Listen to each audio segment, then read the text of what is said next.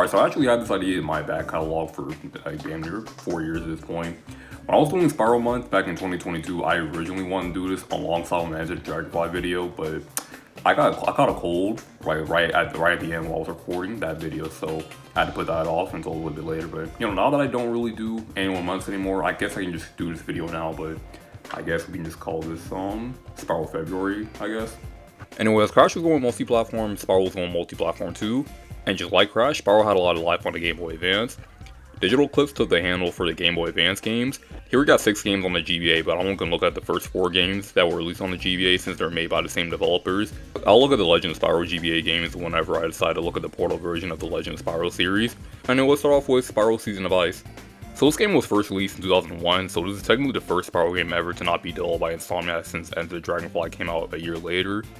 Anyway, the game starts off with Spyro being a third wheel on Bianca and Hunter's date. Apparently this is Hunter's first time seeing a balloon because he confuses it for a flying saucer. The balloon has a note from Zoe and it says someone's used a spell and it frozen all the fairies in the fairy roll. And the Rhinox are here too because I guess we need some kind of connection to the PS1 games. Anyway, Bianca finds out her spellbook is missing, so Hunter and Spyro set out to rescue the fairies and Bianca tries to find her spellbook. Later we find out that a Rhinox named Grendor stole her spellbook to try to make himself smarter. The spellbook's useless. Look what it did to me. Now I have 2 heads and 4 headaches. Oh, brother, this guy stinks! So it could have been really easy for the game to be a 2D side-scroll like the Crash EBA games, but this game is designed in an isometric viewpoint, kind of like Sonic 3D Blast. The presentation of this game looks pretty great, even though it's on weaker hardware. The levels look good, have a lot of colors, and it's just a great game to look at. But I don't know about the character icons though. Hunter looks like he's rethinking his life choices, and Bianca looks like she's seen some shit. The professor's the only one that actually looks happy to be here. At least the music's pretty good, even though it's not made by Stuart Copeland. And it's the first for a series too. It doesn't have that same vibe when you listen to it, you know that's a Spyro song. But with a more Crush sound, it sounds like GBA music. But let's talk about the gameplay. It's pretty much the standard Spyro experience. You walk around collecting things to progress the game, but instead of dragons, talismans, or dragon eggs, you rescue fairies from these ice crystals. You collect them from doing things like flaming things in a certain level. And the level design here is pretty maze-like, which makes traveling through levels a complete chore to do sometimes because it's pretty easy to get lost. This is all the more frustrating because when you finish doing an NPC side quest, you spawn all the way back to where the NPC was, meaning you have to spend like 10 minutes trying to remember where you were before. And what makes it even worse is when you die, all your level progress is completely lost and you start from the beginning of the level. It doesn't even matter if you were 1 step away from beating the level. If you die at any part of the stage, you're gonna have to do it all over again. And just to add insult to injury, Spyro has knockback in this game, so if you get hit by something near the edge of a cliff, Spyro's going down to the abyss, and there's no other way to avoid that from happening. Spyro also doesn't have any invincibility, for instance, you can get stun locked out of nowhere, and there's not even any checkpoints in this game either. At least I can just use save states since I'm playing this off an virtual console. But to anyone who plays this game on an original Game Boy Advance, you got my respect. But let's get on to Spyro himself now. Spyro controls mostly well here. He can still charge, flame, and glide, but he doesn't have the head bash anymore. But honestly, I don't really see how they could have added that to his moveset, so I'm not too bothered by that. He can carry a little bit of momentum when he's falling down platforms that can cause a death if you're walking too far. The only real problem is the screen crunch. The camera is a little bit too focused on Spyro, and to be fair, that's always been a problem with a lot of GBA games, but I think it might be worse because of the isometrical view. This might be because I'm playing this on my TV, but I can't really imagine this being any better on actual Game Boy Advance. The isometric design of the game can also make it really hard to make jumps because there's no real depth perception here. Hummingbird Fort is a prime example of this bullshit. A lot of platforms look like they're higher or closer than they actually are, and when you run face first into solid walls, get used to seeing the screen. This is the one level I got lost the most because of how open-ended it is. I spent at least 30 minutes on this level trying to look for everything. Spyro can still flap at the height of his jump to get some extra hang time, but he also can't swim either, but again, I can't really see how they could put this in the game, so I'm not really bothered by it though. We're essentially back to Spyro 1 Spyro's moveset, but just with the flap. The only difference is that whenever Spyro falls into the water in the first game, he usually has 3 chances for him to get out the water before he drowns. In this game, Spyro can't even touch water without even drowning. You might be thinking that I'm exaggerating when I say that, but look, he literally can't touch a pixel of water without dying. Like, look, if you're gonna drown me, at least let me get inside the water first. At least there's only 2 water levels in this game though. There's also 2 different gameplay styles that break up the main collectathon aspect. First is the Speedway levels, and they're kind of like the airship from Crash the Huge Adventure. And it's cool to do try something like this on more limited hardware. I would be lying if I said the console counterparts weren't better though. The fact that I'm using sprites and not polygons makes it harder for me to know where I'm shooting, what I'm shooting at, and if my shots are actually landing.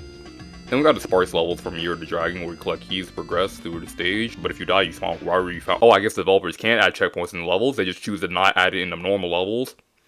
Overall, Spyro Season of Ice is a pretty good game. It's not amazing, but it's a decent portable Spyro game, and a pretty good start for Spyro's GBA career. There are some things that can be improved, and 1 year we've got the next game in the trilogy, Spyro 2, Season of Flame. The story starts right from where Season of Ice left off. Hunter, Spyro, and Bianca come back to the Dragon Realms, only to find out the Rhinox have taken over and stolen all the dragonflies and all the magic, and now all the dragons, including Spyro, can't breathe fire anymore. Now they can only breathe ice. It's basically if you just took the ice breathing mechanic and Frozen Altars from Spyro 3 and just made it into its own game. And for some reason, everyone now talks like the NPCs from Banjo-Kazooie.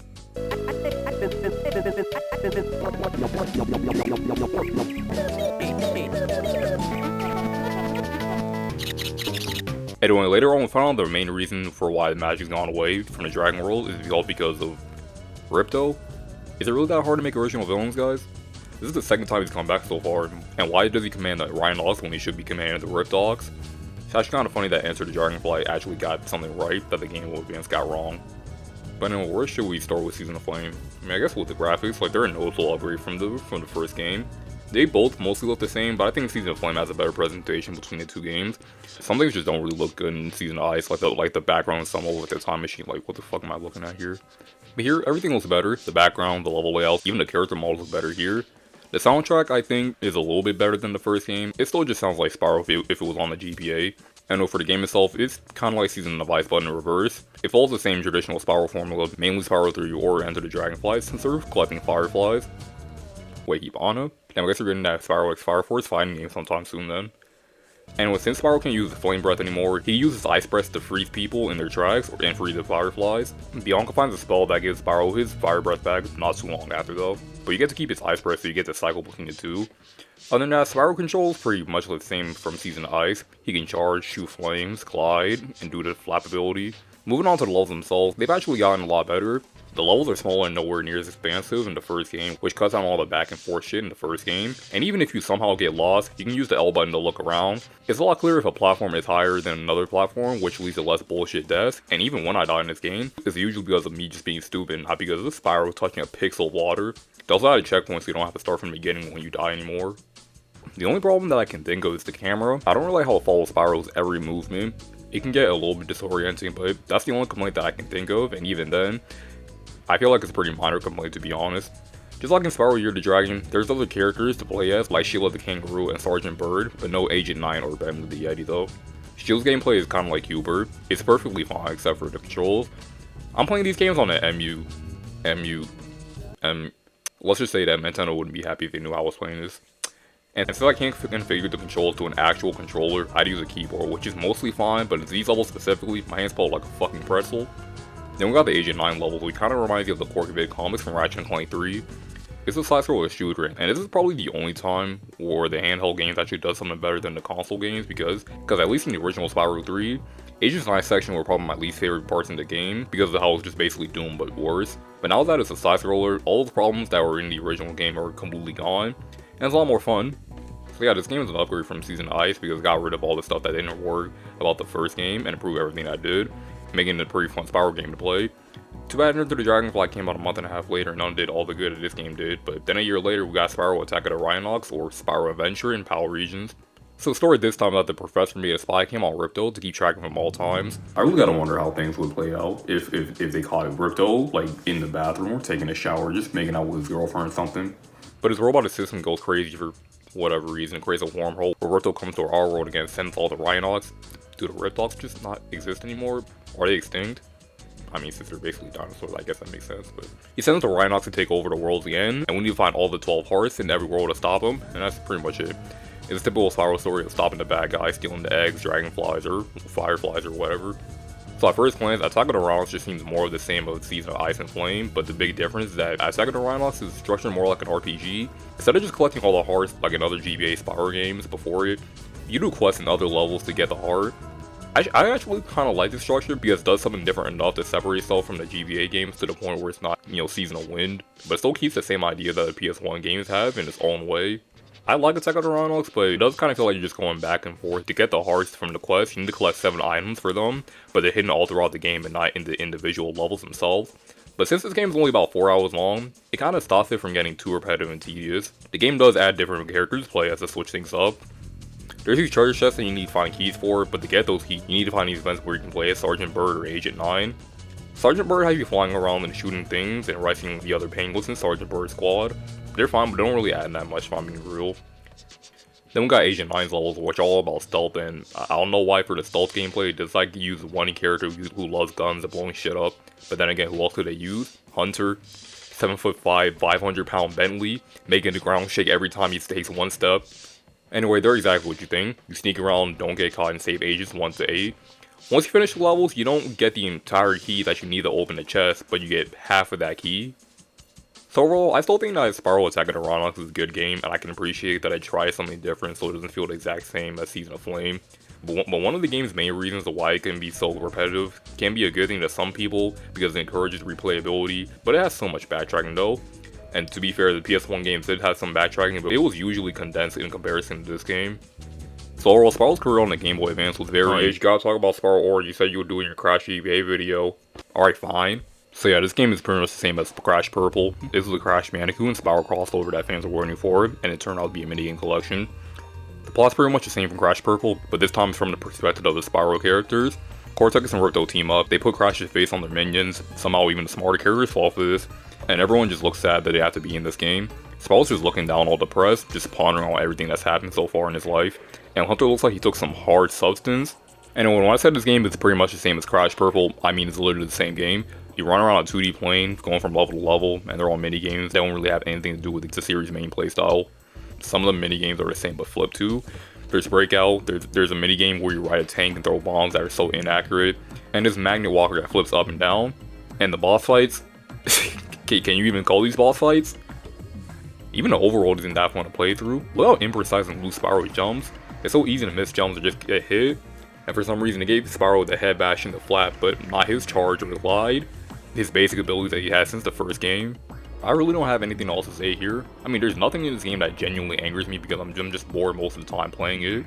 I got about an hour into the game before calling it quits, and then when I was recording footage, I found out that I wasn't recording the game and I got extremely pissed.